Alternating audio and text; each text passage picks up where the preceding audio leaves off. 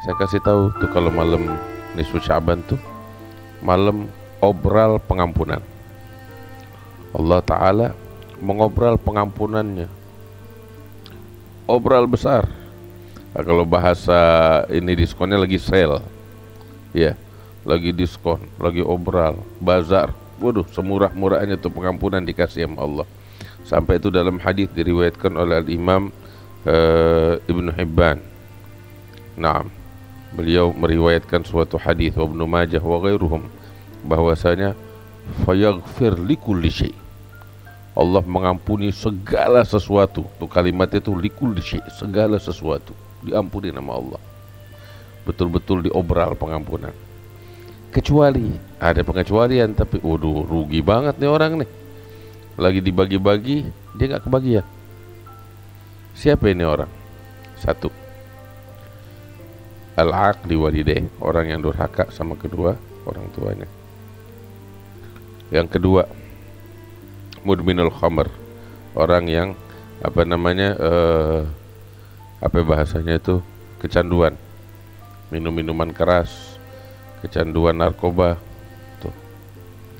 Yang ketiga, azani, pelaku perzinaan yang terus-menerus dan tidak bertobat. Terus yang keempat, apalagi tahu, praktek perdukunan, sihir, dukun, macam-macam gitu. Itu nggak dapat pengampunan Allah. Ya. Al-qati' dirahimihi, yang mutusin tali silaturahmi antara keluarganya. Nih 5 orang nih, itu dalam hadis dia nggak dapat pengampunan. Rugi banget kan? Padahal segala sesuatu diampuni sama Allah. Segala sesuatu diampuni sama Allah. Tapi ini 5 orang nggak dapat. Bukan Allah yang pelit, teman-teman. Saking baiknya Allah semua diampunin. Allah nggak pelit. Tapi ini orang yang punya masalah, yang kagak mau berdamai sama Allah. Ini orang yang nggak mau berubah.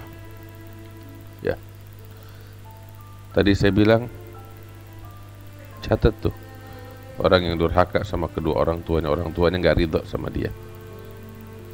Nah, saya kasih tahu ini, kita punya waktu dari sekarang. Saya ingatkan kepada bapak-bapak, ibu-ibu semuanya, hadirin wal hadirat, ya, kita siapin diri kita. Kita duduk introspeksi. Apakah kita termaksud dari 5 orang ini atau enggak?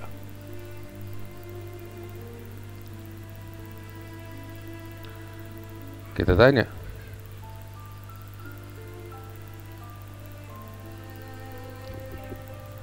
Kita termaksud orang yang 5 ini atau tidak, hadirinul hadirat?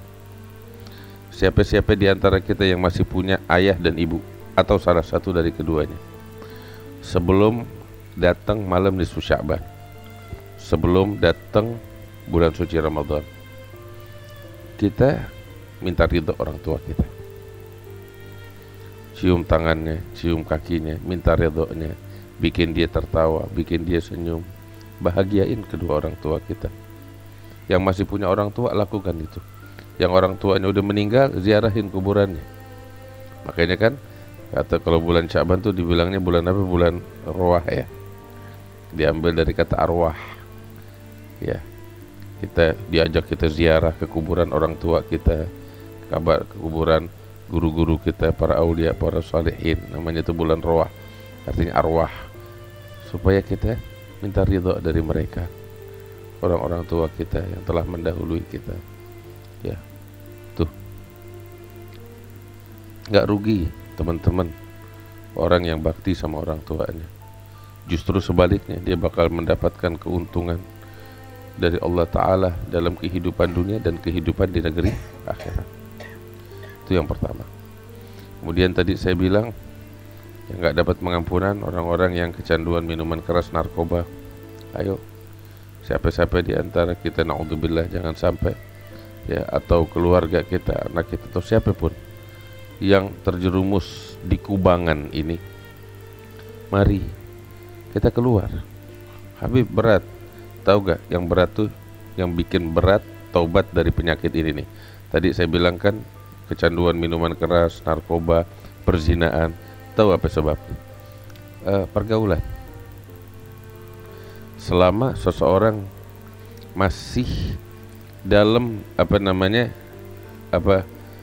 terikat dengan ikatan, dengan tali persahabatan dengan orang-orang yang menjerumuskan dia dalam hal ini, sulit untuk bertobat. Maka itu kalau kita pengen sembuh dari penyakit macam begini, ada orang di antara kita pengen sembuh, pergaulannya mesti diubah, circle-nya mesti berubah. Kalau dia selama ini di dalam circle orang-orang semacam itu, dia harus pindah. Ya, itu satu. Pindah dari orang-orang yang lingkungan seperti itu, atau dan juga cari lingkungan yang baru yang membuat dia makin dekat sama Allah. Seperti itu. Itu yang kedua. Terus juga lain dari itu, untuk kita ngobatin ini semua, tahu apa? Hal-hal yang bisa menjerumuskan kita kepada hal itu, putus. Nih handphone kadang tuh jadi penyebab orang terjerumus, na'udzubillah, dalam perzinaan, dalam minuman keras, dalam perjudian, lain sebagainya. Ini mesti diputus. Ya. Dan semacam itu, usaha harus dilakukan supaya kita bisa sembuh dari penyakit-penyakit yang semacam itu. Nah, kemudian jangan berhenti berdoa kepada Allah, mengadu kepada Allah agar disembuhkan dari penyakit semacam itu. Masyarakat juga bukan mengucilkan orang-orang yang semacam ini, tapi membantu, ya, mensupport agar dia bisa keluar dari kubangan itu. Sebab bukan hal yang mudah kalau orang udah terjerumus di situ untuk keluar. Harus dibantu, harus dibimbing, harus disayang, harus diayomi, harus dipeluk.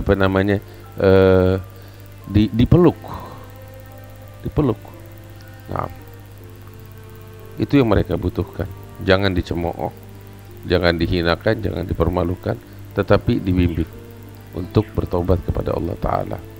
Itu tadi saya bilang, minuman keras, narkoba, perzinaan. Kemudian praktek perdukungan dan semacam itu. Jangan. Ya, saya yakin insya Allah nggak ada. Cuman kita ini nyampaikan hadis Nabi, syariat.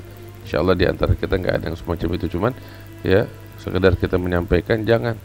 Orang-orang yang terjerumus dalam hal ini, dia bakal rugi dunia dan di akhirat, dan gak bakal dia bisa membahayakan siapapun tanpa izin dari Allah Ta'ala. Ya, dan gak ada gunanya itu semua, hanya membawa madarrah, kata Allah Subhanahu wa Ta'ala di dalam Al-Quran. Wattaba'u ma tatlu syayatinu ala mulki Sulaiman wa ma kafara Sulaiman walakinna syayatina kafaru.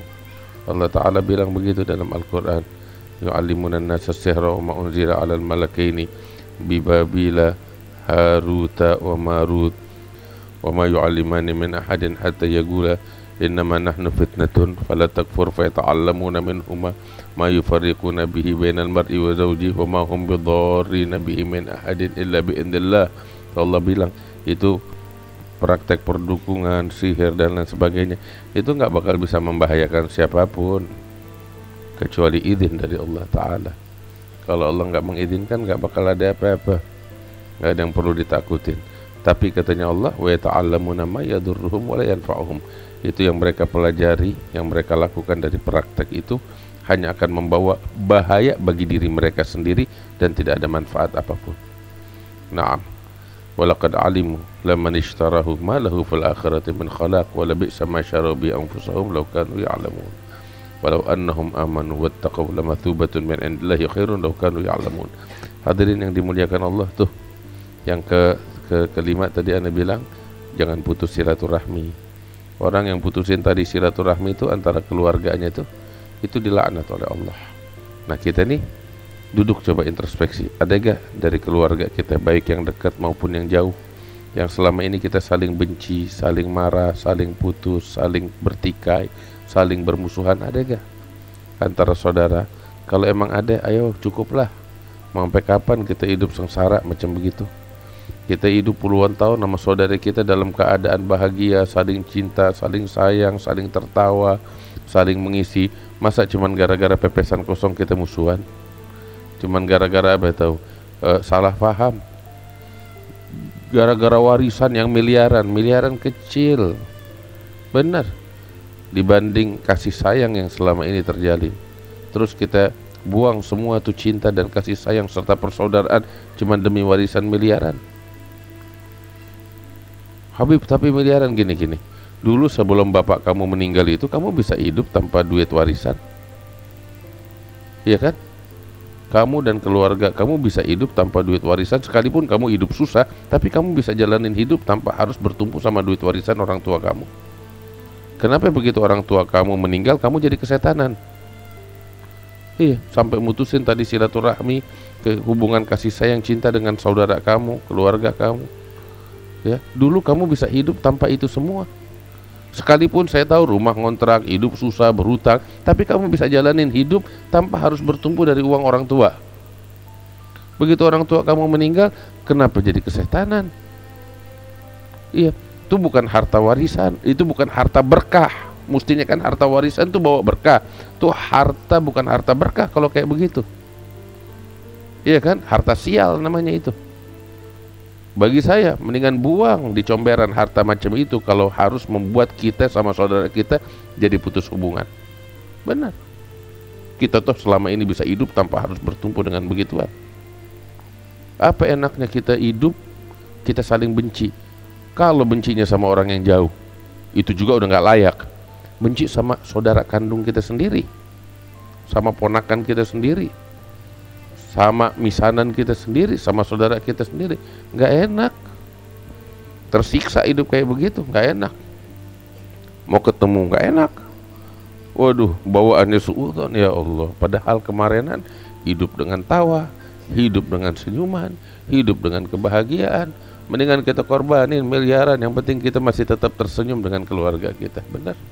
Allah bakal gantiin berlipat ganda lebih dari itu semua. Hakata. Nah, Bib, dia yang salah, ngalah. Nggak ada tuh dalam sejarah orang mengalah dia kalah, nggak ada. Yang ada dia menang. Karena dia menang dia mengalah.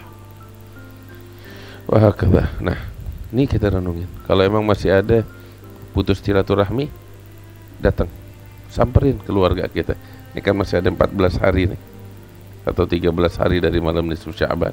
Samper keluarga kita, Bib, jauh, kirim surat, kirim apa namanya, WhatsApp, kirim pesan, ya, telepon, ya, Bib nggak ada teleponnya, cari tahu, sampai dapat. Begitu kita kirim semua itu, Bib dia nggak mau maafin. Yang penting kamu udah nunaikan kewajiban kamu. Selebihnya urusan dia sama Tuhan. Tuhan Maha mengetahui. Ya, nah kita jalanin itu. Ini kalau kita jalanin ini semua, Allah ngasih pengampunan bakal kita. Kalau Allah udah ampunin dosa-dosa kita, kita untung dunia, untung akhirat, teman-teman. Ya, jangankan malam nisfu Sya'ban, Ramadan tuh tiap malam yang dikasih ampunan oleh Allah Ta'ala untuk umat manusia sekalian. Juga orang kalau masih punya penyakit yang 5 ini nih, gak dapat pengampunan Allah. Nah karena itu saya ingatkan, ini kita sekarang malam pertama bulan Sya'ban, kita persiapin diri kita untuk anugerah-anugerah besar ini, malam nisfu Sya'ban dan Ramadan. Setuju juga teman-teman?